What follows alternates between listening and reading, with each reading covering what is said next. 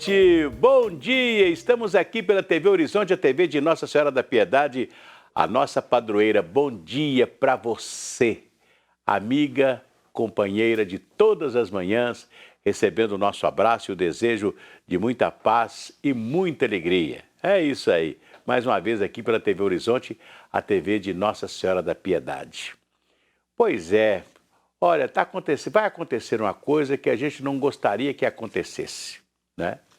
Vai haver mais um jogo de empurra, né, entre a Assembleia Legislativa e o governo do Estado. O governador Romeu Zema mandou para a Assembleia Legislativa um projeto de aumento do funcionalismo público de 10,6% para todas as categorias do funcionalismo público, né? Porque os policiais estão querendo um aumento diferenciado, também o pessoal da educação, e ele, ao invés de privilegiar categorias, né, com aumentos do que naturalmente as categorias querem, né, ele deu um aumento de 10,6% para todo mundo. E é claro que a Assembleia discutiu o projeto de aumento salarial e ainda, o que fez? Aumentou, né? Por exemplo, deu um reajuste de mais 14% para segurança e saúde e mais 34%, chegou a 33,24% para educação. E é claro que as outras categorias ficam nos 10%. Mas eu tenho a impressão que a própria Assembleia não deu para os seus funcionários um aumento como os deputados querem para as outras categorias de funcionários, né? Eu acho que 14% me parece apenas o Ministério Público teve um projeto de aumento nessa base na Assembleia Legislativa. A situação ainda é difícil, né? A situação do Estado ainda não é aquela situação maravilhosa e etc. Então, essa queda de braço que vai haver agora entre a Assembleia e o governo do Estado não vai ser bom para Minas Gerais, né? E principalmente nós estamos vivendo um ano político, talvez seja mais por isso pelo ano político. Porque uma queda de braço nesse instante, né, o governador vai vetar aquilo que o Estado, que segundo ele, não aguenta pagar, né? Não adianta você dar o aumento e depois não poder pagar. Ficar com pagamento atrasado, não adianta, né? Adianta todo mundo receber na data certa, receber o 13º, tudo direitinho, etc. Então, nós vamos ter aí esse problema, né? A Assembleia já praticamente aprovou o aumento nesta base com estas emendas. O governador vai vetar e vai dar os 10,6%, né? Para o pessoal da segurança e para o pessoal da educação vai retroagir a janeiro e o resto vai receber a partir de agora, desse mês de março. Então, né, nós vamos ter aí um problema grave para ser resolvido. A gente não sabe como é que vai, o que vai dar. Quer dizer, vai judicializar o aumento do pessoal do Estado em Minas Gerais. E eu não sei se nesse cabo de guerra, né, nesse puxa para cá, puxa para lá, quem vai levar vantagem, né? Quem vai levar vantagem? Se vai ser a Assembleia Legislativa ou se vai ser o governador do Estado. Infelizmente, vamos ter que enfrentar isso aí. Vai tudo bem, muito bem, muito bem, muito bem, muito bem, muito bem, bem. Com pílulas de Lúcen, sabe aquela dorzinha urinária, aquela sensação de queimação e ardor? Pílulas de Lúcen. Elas são antissépticas das vias urinárias e você encontra em todas as farmácias e drogarias. Pois é, depois de ter atingido sua melhor marca de cobertura vacinal em 2015, com uma média de 95% de pessoas completamente imunizadas dentro do público-alvo de cada vacina do Programa Nacional de Imunização, a média da cobertura vacinal brasileira ficou em 60,8% no ano passado. A queda é um alerta para a população. Quem nos conta essa história é o Vinícius Andrade. Vinícius. Se no combate à Covid-19 a população brasileira deu uma resposta positiva, com mais de 73% das pessoas imunizadas de forma completa até o momento, no enfrentamento a outras doenças, o país baixou a guarda. A população brasileira tem uma das menores coberturas vacinais dos últimos 20 anos contra enfermidades graves, que afetam especialmente crianças e adolescentes. Nós já fomos considerados um país livre do sarampo, o sarampo retornou. Nós somos considerados, desde a década de 80, final da década de 80, um país livre da poliomielite, né, de casos naturais de poliomielite. Então, esses vírus ainda circulam no planeta, né? Os micro-organismos que causam outras doenças, bactérias, né, que causam infecções bacterianas e outros vírus que não a Covid, continuam circulando. Quanto menor a cobertura vacinal, maior é a chance do aumento do número de casos de doenças que ainda continuam a ocorrer ou da ressurgência, né, da entrada e estabelecimento desses patógenos de novo em território brasileiro. Depois de ter atingido a melhor marca em 2015, com uma média de 95% de pessoas completamente imunizadas dentro do público-alvo de cada vacina, a média da cobertura ficou em 60% no ano passado. Os 13 imunizantes que tiveram a menor cobertura em 2021 foram as vacinas de poliomielite ou paralisia infantil com 52%, a segunda dose de tríplice viral com 50% e tetraviral com 5,7%. Segundo a pesquisadora da UFMG, 2 motivos explicam essa queda na cobertura vacinal. Um é que a própria pandemia, né, dificultou o acesso da população a vários serviços, a população ficou mais restrita, né, praticando aí o lockdown, as regras de isolamento. Então, isso, de fato, comprometeu a busca por outras vacinas. E um outro ponto, que é o ponto do movimento antivacina, que vem crescendo, não só aqui no Brasil, mas no mundo inteiro, né, mas que aqui encontrou um território fértil, que, né, foi essa infodemia que a gente viu relacionada à emergência da pandemia, né, uma pandemia de informações. Então, uma pandemia de informações falsas, né, as famosas fake news. Não está regular, como da minha filha também não. Eu vou ter que trazê-la para poder... Perdeu várias vacinas em função disso mesmo, da Covid. Isso foi mesmo uma questão por eu estar isolada, estava isolada em sítio. Estava muito tranquilo e agora que voltaram às aulas presenciais, eu vou estar colocando o calendário em dia. Depois que começou a vacinar, o pessoal deu uma relaxada assim. Focou mais na corona e esqueceu um pouco dos demais, né? Essa Covid afastou muitas pessoas do posto de saúde, né? Eu acredito que isso aconteceu, né? Por medo de vir, de contaminação. Então, muitas pessoas realmente podem ter acabado esquecendo. Pois é, então é necessário agora que as autoridades médicas do Brasil, da saúde do Brasil, né, a concentrar uma campanha para que as pessoas possam levar seus filhos novamente aos postos de saúde. É muito grave saber que nós estamos a apenas 50% de vacinação contra a poliomielite. Olha, nós ficamos livres da poliomielite durante algum tempo no Brasil. E isso não pode voltar, né? As vacinas, os outros tipos de vacina que as crianças tomam ainda na primeira infância, né? Isso é muito importante que essa vacina ela seja novamente, né? Esteja novamente em cartaz no Brasil. E o Ministério da Saúde podia fazer uma campanha agora, vai gastar dinheiro com isso. Atenção Brasil, atenção pais, leve seus filhos para vacinar, coloque a caderneta de vacinação deles em dia, isso é muito importante, né? Aliás, sobre vacina, fiquei sabendo que o ministro da Saúde, o Marcelo Queiroga, ele estava em dúvida se deveria ou não tirar a pandemia e passar para a endemia, né? Ou seja, nós estaríamos saindo da pandemia para ficar na endemia, né?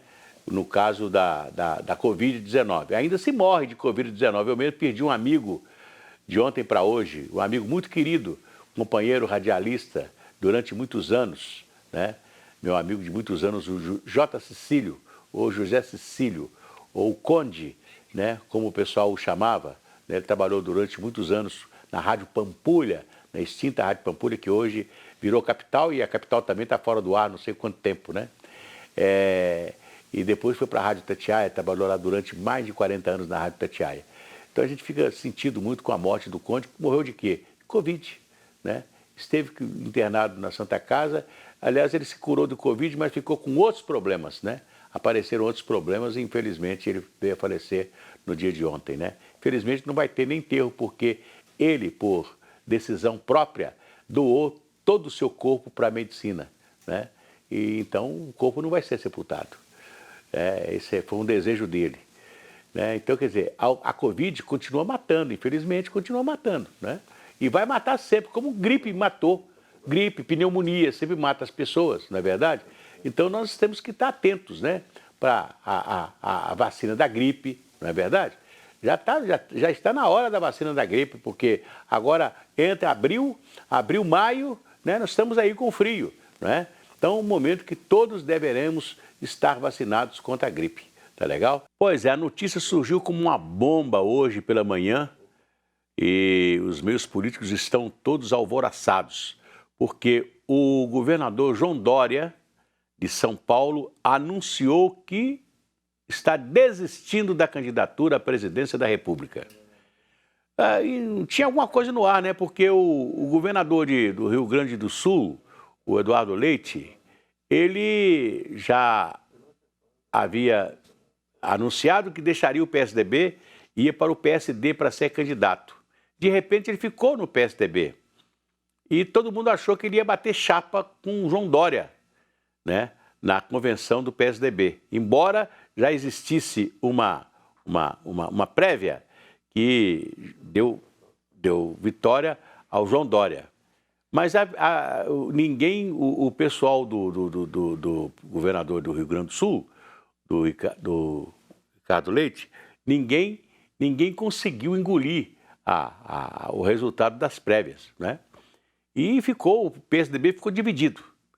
Então, o João Dória está anunciando que vai ser candidato à reeleição a governador de São Paulo, né? E vai ser um páreo duro. Ele já anunciou para o vice-governador, que era o candidato a governador, né? Que não vai ser mais candidato a governador, o vice-governador não vai ficar mais no lugar dele, né? E ele vai ser apenas candidato à reeleição ao governo de São Paulo. E isso aí muda o quadro político todo, porque o governador do Rio Grande do Sul vai ser verdadeiramente o candidato do PSDB, se for, né? Ele disse que o Dória teve tempo de se fazer como candidato à presidência da República e, infelizmente, a candidatura dele não andou, né? E interessante, né? Tem um velho ditado que aqui se faz, aqui se paga, né? O Dória foi produto do Geraldo Alckmin. O Geraldo Alckmin, né, brigou com todo o PSDB paulista para lançar o Dória candidato a prefeito. O Dória, quando chegou candidato a prefeito, se elegeu, né, com o esforço do Geraldo Alckmin, de todo o PSDB e tal, se elegeu e no primeiro dia que ele se elegeu, ele já era candidato a governador. Ficou na prefeitura 1 ano e pouco para ser candidato a governador. Foi candidato a governador e traiu o Geraldo Alckmin, o seu padrinho, né, e fez campanha com o Bolsonaro, né? Quem não se lembra do Bolsodória lá em São Paulo, né? Se elegeu. Tão logo ele se elegeu governador, né? E traiu mesmo o Geraldo Alckmin, que era candidato à presidência da República, traiu o Alckmin, né? Ele, tão logo se elegeu governador, ele já se lançou candidato à presidência da República, já brigou com o presidente Bolsonaro e etc e tal.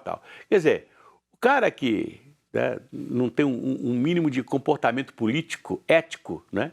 Não, agora ele não vai ser mais candidato à presidência da República, né? Já anuncia que não vai ser candidato à presidência da República, né? Então deve ser o candidato, o governador do Rio Grande do Sul, né? Deve ser o candidato à presidência da República, né? Com apoio de Minas Gerais, que inclusive ele está sendo cacifado pelo Aécio Neves, que deu entrevista, disse que ele vai ficar no PSDB, que ele vai ser o candidato do PSDB e etc. Quer dizer, então o Dória, já sabendo que ia estar uma fissura muito grande e perder na convenção do PSDB, então agora ele sai fora e vai ser candidato à reeleição por São Paulo, né? Agora vai ser um páreo duro, porque o candidato lá, o grande candidato a governador de São Paulo seria o Alckmin. O Alckmin agora vai ser o vice do Lula. Então o Alckmin vai apoiar a quem? Vai apoiar o candidato do Lula, que é o Fernando Haddad, lá em São Paulo. Então o Dória vai ter pela frente o Fernando Haddad, né? A eleição de São Paulo vai ser uma eleição muito polarizada e que vai ter também um ministro, né, da infraestrutura do governo Bolsonaro, que vai ser candidato a governador de São Paulo também. Então vai ser um páreo duro em São Paulo, né? E aqui em Minas Gerais, me parece que o ex-prefeito Alexandre Calil já escolheu seu vice. Vai ser o presidente da Assembleia, deputado Agostinho Patrus, né? Aliás, o nome de Agostinho Patrus era sempre lembrado como candidato a vice na chapa de Calil, né? Então, ele é do Partido Verde, não se sabe, ele tem até domingo ou sábado para transferir, né, para transferir para o PSD, para ser uma chapa puro sangue. Ou se não, ele vai ficar no PV e o PV vai fazer um acordo aí com o PSD nessa campanha para o governo do Estado. Tá tudo certo, mas a gente quer saber que o candidato a senador na chapa do Calil tem que ser o Alexandre da Silveira, que é o atual senador no lugar do Antônio Anastasia. Mas o PT quer apoiar a candidatura de Calil também com o Calil apoiando o candidato a senador pelo PT. Então a gente não sabe como é que vai ser, como é que vai ficar. Então até no final de semana, esse final de semana vai ser assim eletrizante na política, não só nacional, como na política mineira também. Se a criança acordou, dorme, dorme, menina, tudo calmo ficou, mamãe tem Auricedina. Auricedina é um analgésico e antisséptico de uso local para adultos e crianças. Todo mundo sabe, dor de ouvido, Auricedina. Se persistirem os sintomas, o médico deverá ser consultado. Pois é, vamos falar do Alexandre Calil, que deixou a prefeitura da capital mineira, né, essa semana para concorrer ao governo do Estado. Com essa decisão, como a decisão pode impactar na corrida eleitoral.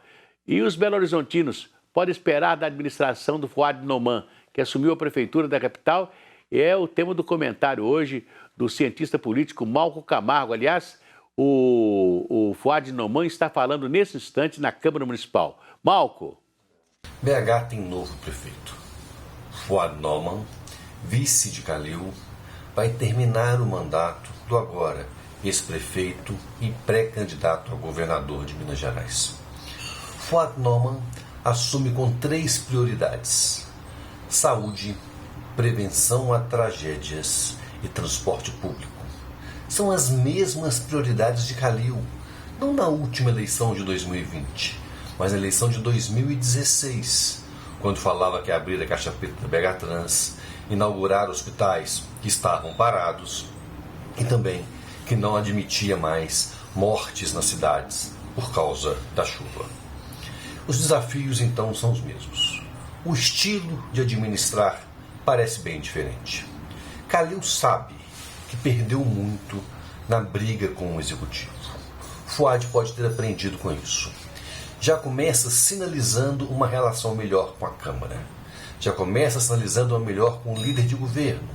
Já começa sinalizando melhor uma líder com a presidente da Câmara, Nelly Aquino. E por que não dizer? Fuad também conversa com vereadores de oposição. Fuad está fazendo política. E, ao fazer política, pode superar problemas da capital que foram deixados de lado ou que não foram resolvidos a tempo porque tínhamos um prefeito que dizia que chega de política. Boa sorte, Fuad Noman. Pois é, fazer política é muito importante. Aliás, eu fico vendo aqui as dificuldades do governador Romeu Zema, né, para conviver com a Assembleia Legislativa. Sabe o que é isso? Porque ele não foi parlamentar, ele não foi vereador, ele não foi deputado estadual. Normalmente, para você chegar num cargo executivo, você tem que passar pelo Legislativo. É muito importante saber conviver com os contrários. E você convive com os contrários numa bancada de Assembleia, numa bancada de Câmara Municipal, não é verdade? Qualquer pessoa que passa pela Câmara ou pela Assembleia tem convivência com os contrários, né, com os adversários. Isso é muito importante. E o Calil nunca tinha sido eleito a não ser presidente do Atlético, né, que é diferente de que ser presidente de prefeito de uma cidade. Ele tinha que conviver com os políticos, conviver com os vereadores, né? Assim é o Zema também, que se elegeu governador sem nunca ter esperado, né, que podia ser governador de Minas. De repente, ele era governador de Minas, ele achou também que nunca teve convivência parlamentar. Então, sempre foi uma convivência difícil, né? O Fuad Noman, ele não tem convivência parlamentar, nunca foi parlamentar, mas eu tenho, de acordo com que ele conviveu com Aécio Neves como governador de Minas, né? E conviveu agora com Alexandre Calil. Então ele vai saber, né? Ele vai saber o peso que tem saber conviver com os parlamentares, né? Isso é muito importante, saber conviver com os parlamentares, né? Por isso tem que ser assim, parlamento, lugar de conversa, de parlamentar, de conversar, né? Você, através de uma boa conversa, através de um bom entendimento, você chega em coisas boas para a cidade, para o Estado, né? Quando não tem bom entendimento parlamentar, então você tem dificuldade, né? E nós tivemos uma dificuldade, espero que o Fuad Noman não tenha como inimigo o governador do Estado e nem tenha o presidente da República como inimigo também, porque nós vamos precisar de muito dinheiro. Aliás, Belo Horizonte, durante a administração do Calil, não conseguiu trazer um dinheiro de fundo perdido para resolver o problema de obra da cidade, como os outros prefeitos resolveram, né? Infelizmente, né? Então, a cidade precisa de muito entendimento político para que ela possa superar as suas dificuldades. Nós temos muita coisa para fazer em Belo Horizonte. Eu falar assim, lista alguma coisa, eu listo 10 obras importantíssimas na cidade que até hoje não foram feitas, né? E nós estamos aí com a cidade com problemas gravíssimos de trânsito, de urbanização, de muita coisa, né? Infelizmente, né? E das enchentes também, que a gente sabe que não é só fazer tanque para reservar água de chuva que vai resolver, não, tá? Amanhã a gente volta. Um abraço.